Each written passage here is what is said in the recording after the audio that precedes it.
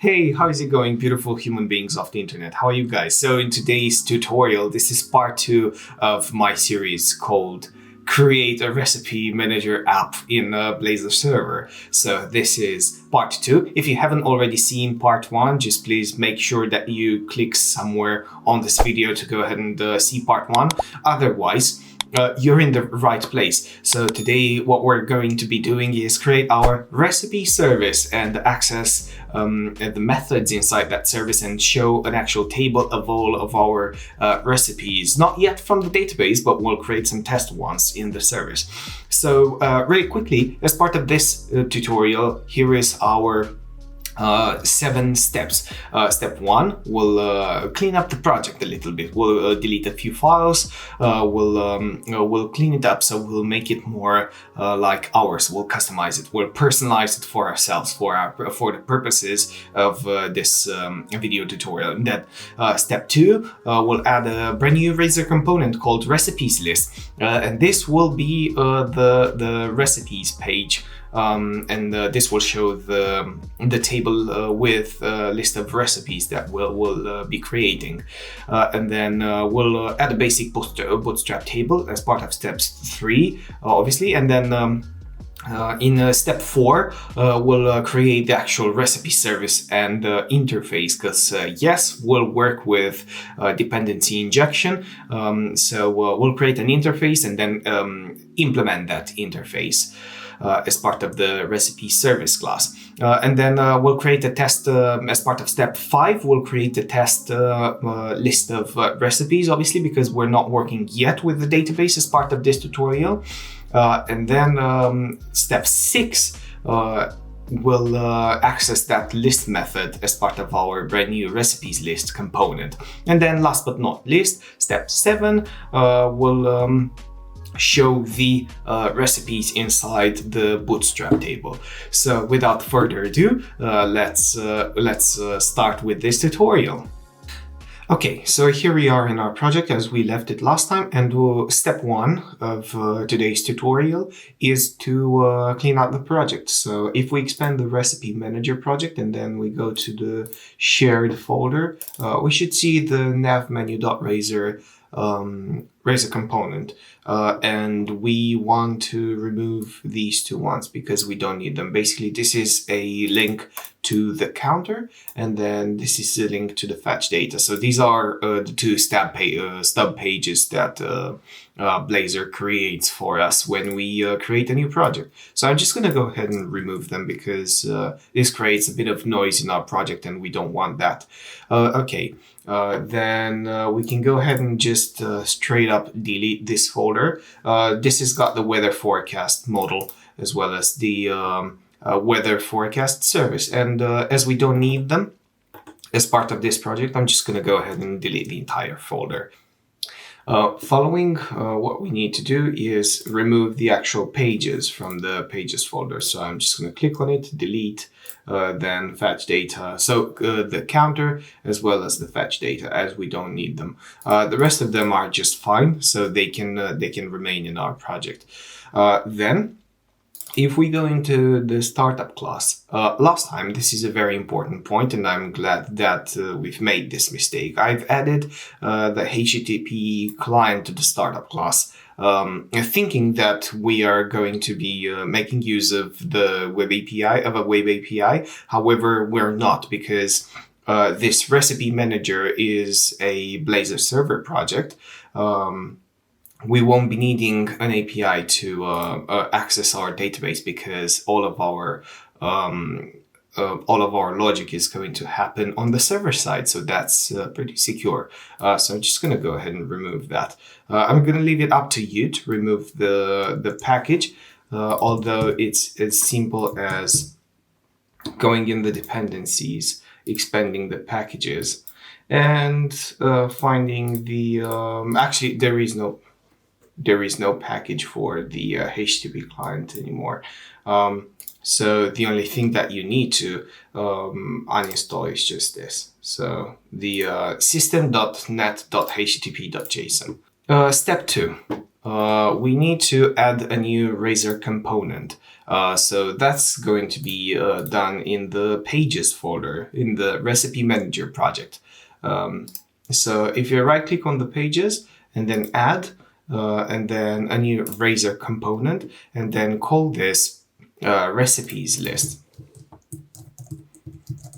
If you want, you can call it something else, just plain recipes, but I prefer it like this. And then we go to the very top of the file and we add a page directive. And the page directive specifies the route of this page. So if we say page and then double quotes and then we do /recipes. And that's it. So by doing this, we can now reference it in the nav menu. So we can go ahead and copy another list item. We can remove the match attribute here. And then in the href, instead of an empty string, we can put here recipes. So this so every time, actually recipes, so we call this recipes. So every time we click on this, this will take us to the recipes list. Then step 3.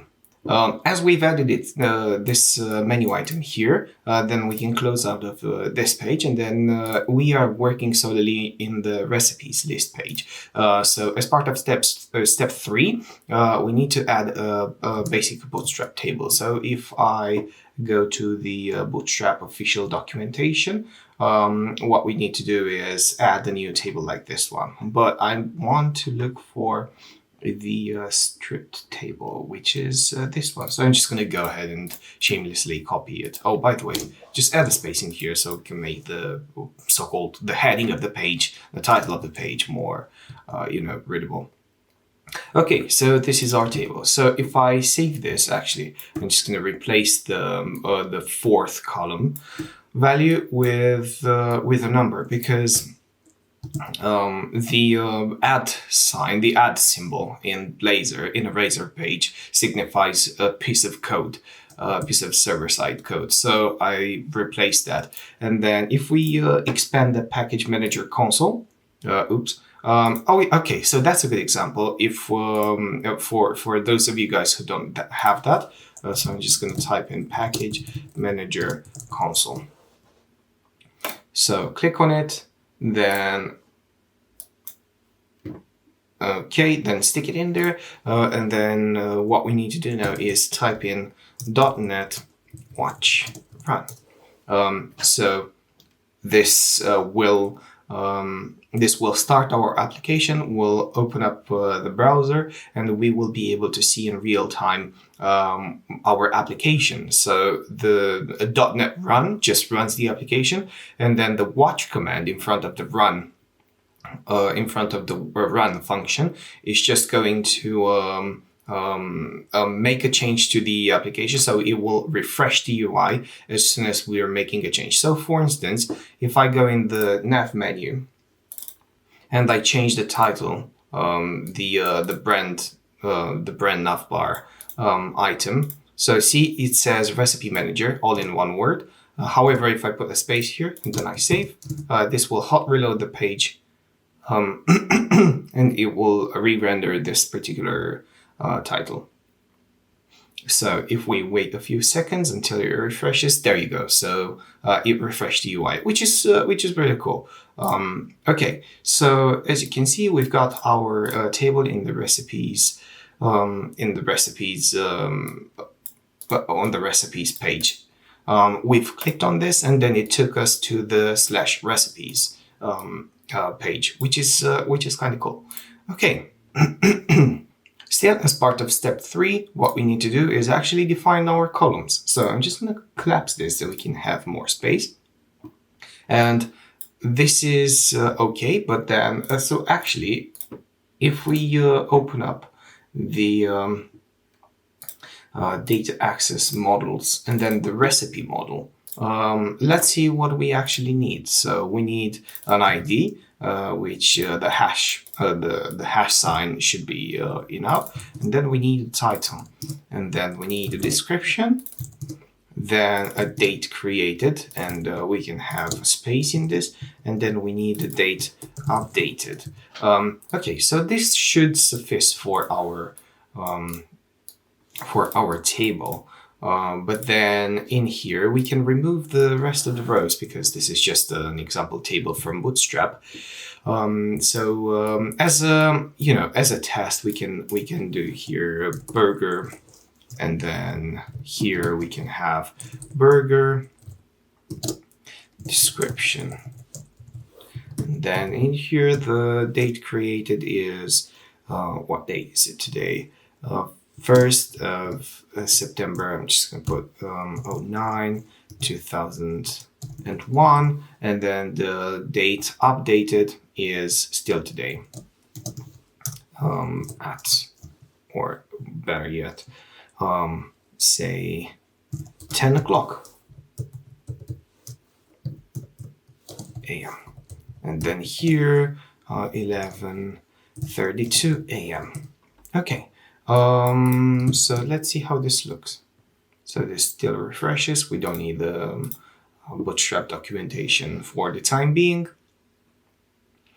So let's see what we've done. Okay, so here it is, our burger data. This is in a nutshell what this will look like. Okay, for step four,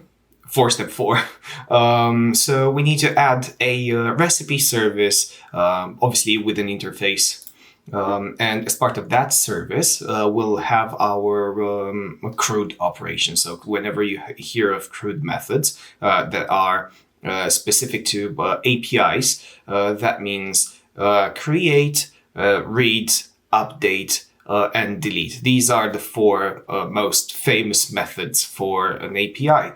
So that's what we need to create as part of this service. So if I if we guys right click on the RecipeManager project, and then we need to add a new folder. So we nicely encapsulate all of our services in a folder called, you guessed it, services.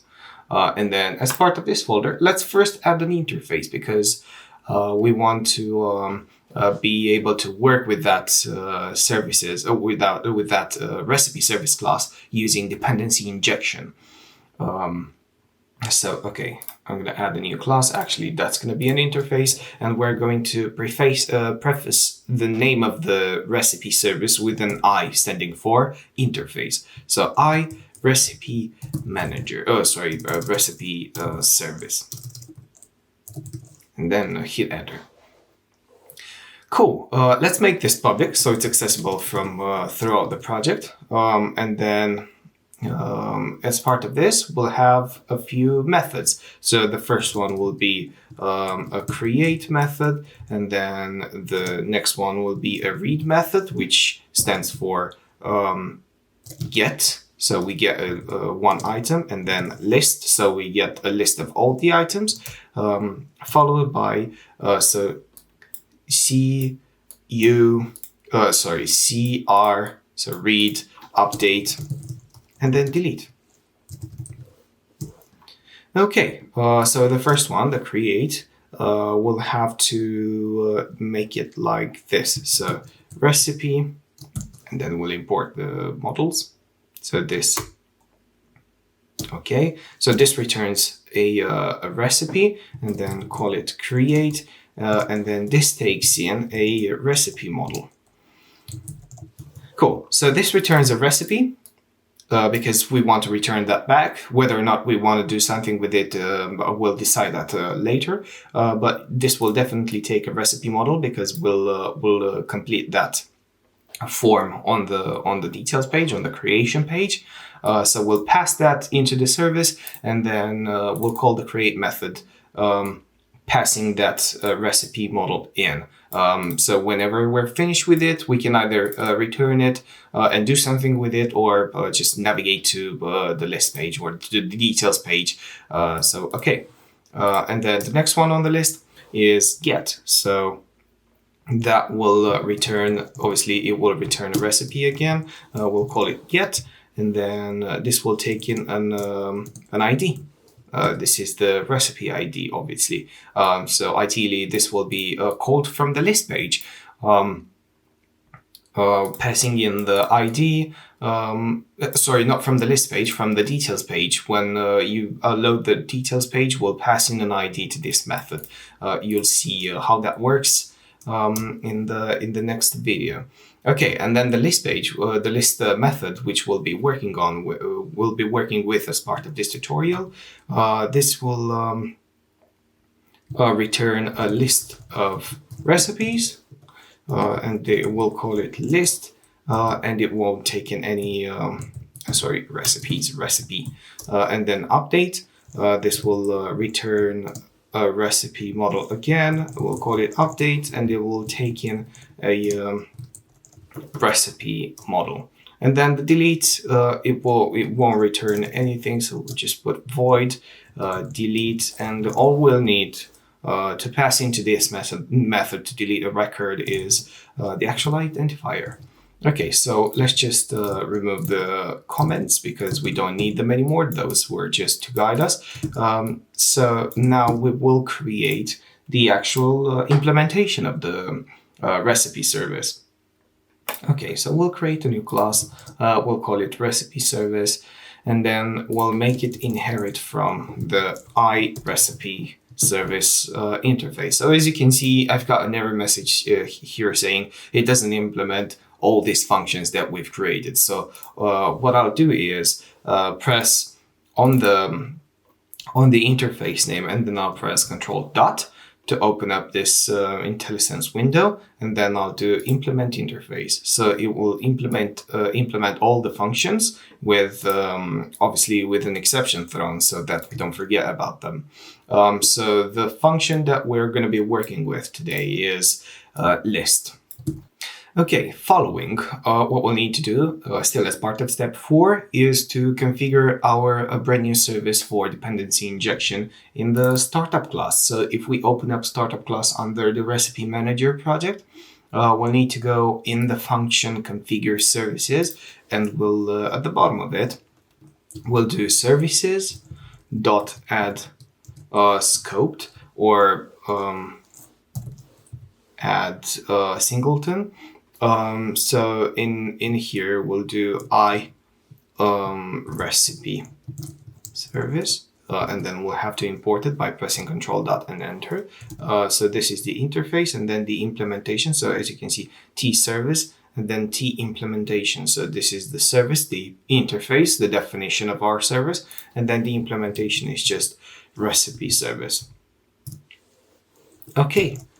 So that's it for the startup class. And then to reference this in our brand new component, we go to the top of the class, and then we say using data access dot models to be able to access the recipe model, and then using services to be able to access the services namespace.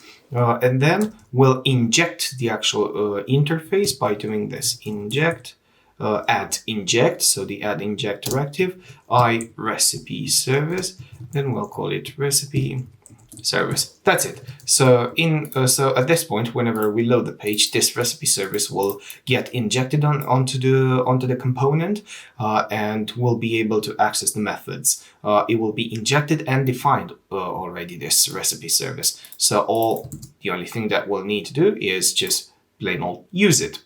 Okay, so step 5 is mock a recipe list in the service class. So I think we can close the iRecipe. I can collapse that so it doesn't use up any space. I can close the startup class, and then in the recipe service, as I said, we'll be working with the list. So in here we need to create a mock a test list of recipes, because we don't yet work with the database. So in here we can say var recipes. So we define a recipes list equals a new list of recipes. And then we'll instead of just initializing like this with an empty list, we'll actually define a test list. So let's do a bit of formatting. Okay, so in here we'll create 3 test recipes, obviously. So if we do new recipe in the same way, comma, and then we'll format this a bit, and then we'll need an ID property, which is 1, and then a title, which is let's say burger, and then a description. So I took this from a lorem ipsum generator, so you can just type on Google lorem ipsum and you should be able to get something along these lines. So this is just a placeholder text in Latin. Then doesn't really have any meaning, that we just put as a placeholder text. And then the date created, I'm gonna say the datetime.now at days. So I'll just take this date into the past, so by doing -2. So this means that the date created for this particular recipe will be today -2 days. So now minus exactly 2 days. And then the last one is date updated. So I'll just put this -1. So it will be yesterday. It will have been created 2 days prior to making up this video. And then it will be updated yesterday. I hope that's not confusing. So I'm just going to copy and paste this a few times. By the way, if this is going too fast, just make sure you pause the video. Catch up with the content, because this is just some text content. Right, so I'm going to call this pizza, and then paste in some text, and then I'll do -4 and -3, so it's always updated 1 day after it's been created. And then the last one, let's say lasagna, which is spelled like this, I think. Okay, pasting in the description, and then -6 days, and then -5 days. Okay, so I think that's it. So the last thing that you want to do, I think at this point, if you want to, this is the content, and then if you want to pause the video and copy what's on screen, you can do that now. Okay, cool. So we can move on at this point. So all we need to do now is just return the list of recipes. Step 6 is access the mock list. So access this list method on the recipes list Razor page. Okay, so if we head over to the recipes list Razor component, sorry, not Razor page Razor component, because that's actually a difference between the two, so I don't want to confuse you guys. Okay, if we go in here, we've already imported the models and the services class, and then we've already injected the recipe service. So what we'll need to do now is on page load, we'll create a new list of a new empty list of recipes. So we'll do list of recipe, and we'll call this recipes equals the new list of recipe. And then this will be empty, but this will be a defined, an initialized list of recipes, and you'll see why that's important in a second. And then we'll override a function that's exposed by Blazor for us, and that's called onInitialized async. So we'll start that by saying protected override async task called onInitialized async. Okay, I'm not surprised that the IntelliSense didn't trigger, because it doesn't really work that well in the Razor components. It works nicely if you've got an external a code behind a file, but it doesn't work that well in .razor files. Okay, so in here, all we'll need to do to define this function is recipes equals to recipe service dot, and then we'll be able to access our list method that doesn't require any parameters. So that's it. Now, when the page is completely initialized, we will be calling the list method under the recipe service, and we'll define our recipes list as part of this function. Okay, so for our last step, step 7, we need to actually show the list of recipes within our table, because I think for the time being, we don't actually have anything. So this is just our test data that we've added at the beginning of the tutorial. Okay, so in order to do that, we'll do two things. First, we'll check if the recipes list is actually empty, and if it's empty, we want to show some message there saying loading, or there are no records yet in this table. And then if it's not empty, look through every single row and show the data in there. Okay, so like I said, we go in the body because that's where we're gonna do the loop. So we'll put an add sign, and then we'll say, and we'll type in if, and then double tap. So we'll get this nice little snippet generated for us.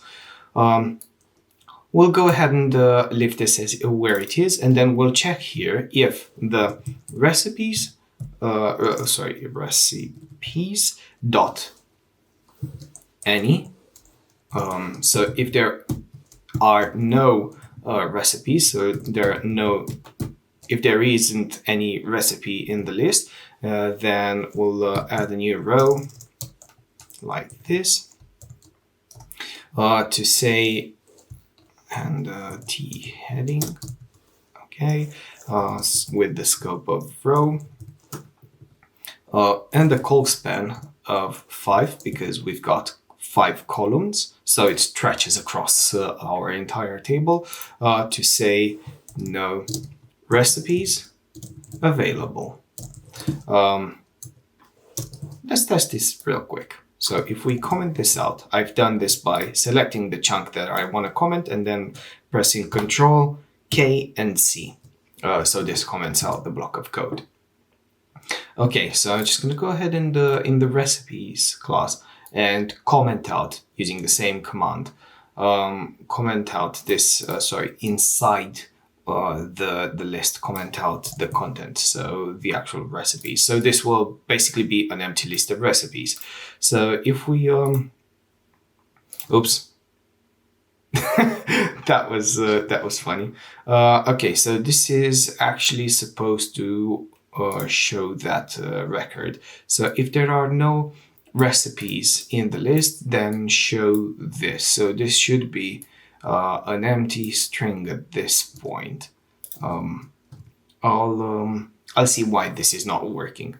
Okay, apparently all we needed to do is to stop the application and to restart it, and we've got it here. I literally done nothing else. So I did that by pressing stop on the command execution. Alternatively, you can click in here and then press Ctrl C, and this will stop the application and then run .NET watch run again.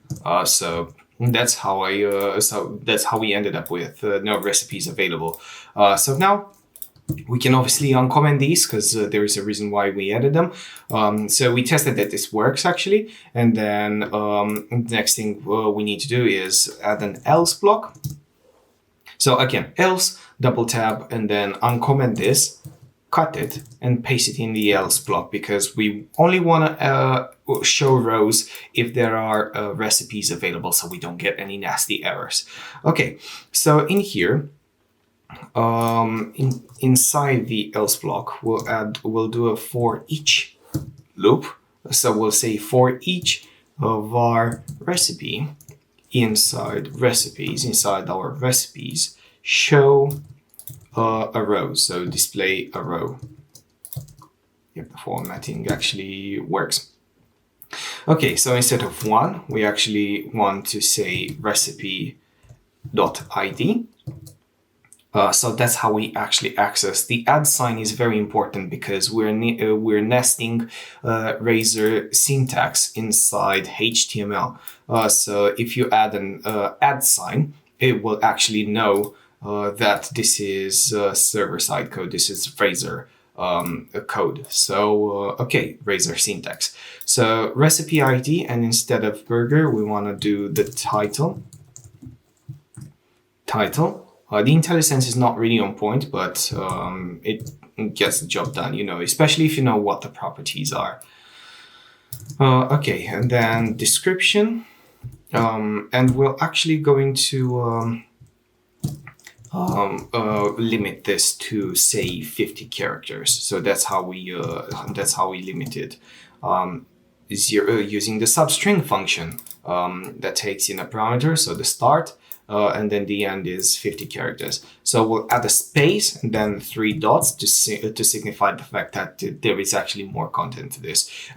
There is a safer way of doing this, but for the purposes of our tutorial, we'll just stick to this. Obviously, you want to check first if there are at least 50 characters in the string. Otherwise, this will probably throw an error. But otherwise, for the purposes of this tutorial, this should be all right. So instead of this date, we can actually access the recipe.dates created, I think was the following one, and then the date updated was the last one. So I'm just going to copy and paste. If you want to pause the video and then just quickly copy what I've done, this would be the point. So yeah, I think that's it. Let's see what we've done. So attempting to reconnect, and there you go. We've got our table with our actual data from the server side. Okay guys, so that's pretty much it for today's video. If you did like this tutorial, please make sure that you smash that like button like all big YouTubers say, and hit subscribe and hit the notification bell as well, so you can get notified every time I add a new video, I publish a new video. Yeah, until next time, stay safe. To be completely frank with you, I started editing this tutorial and I realized I didn't make an outro. So here I am with a camera in front of me. So if that doesn't deserve a like, my honesty, if that doesn't deserve a like, then I don't know what. Basically anything else in the world besides this. So yeah, now I'm out.